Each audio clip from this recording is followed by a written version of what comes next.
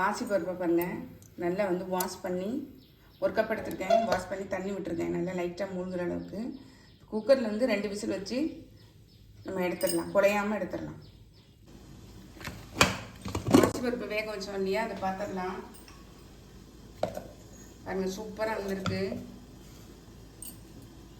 நல்லா குழையாமல் நல்லா வந்திருக்கு பாருங்கள், சூப்பராக இருக்குது. நம்ம இப்போ தாளிச்சிடலாம். அடுப்பில் கடாயை போட்டு எண்ணெய் ஊற்றிட்டேன். கடுகு, உளுந்தம் பருப்பு, பச்சை மிளகாய் ஊற்றிருக்கேன், இஞ்சி,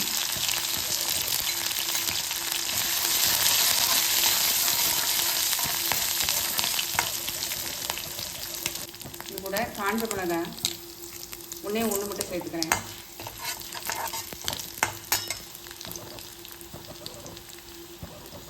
கருவேப்பிலை,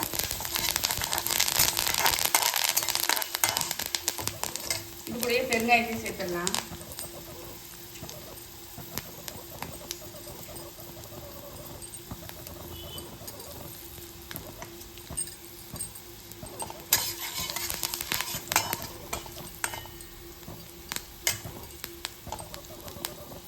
இப்போ நம்ம வந்து இந்த பாசிப்பருப்பு இருக்கு இல்லைங்களா, தண்ணியை வடிச்சிட்டு இதில் சேர்த்துடலாம்.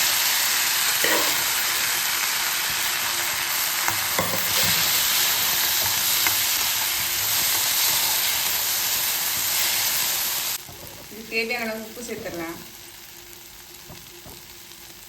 சில பேர் வந்து வேக போகும்போதே உப்பு சேர்த்துருவாங்க, நான் இப்போ தான் சேர்த்துருக்கேன்.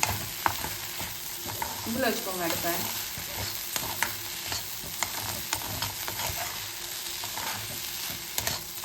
கூட நம்ம தேங்காய் சேர்த்துடலாம்.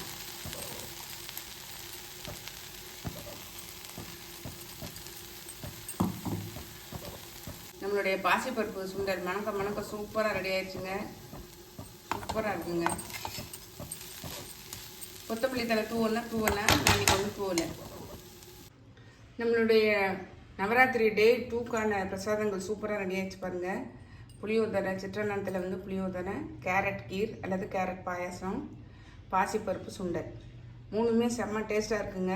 சூப்பராக இருக்குது. நீங்களும் இந்த ஐடியா பிடிச்சிருந்ததுன்னா ட்ரை பண்ணுங்கள். ட்ரை பண்ணி பார்த்து கமெண்டில் சொல்லுங்கள். லைக் பண்ணுங்கள், ஷேர் பண்ணுங்கள், சப்ஸ்கிரைப் பண்ணுங்கள்.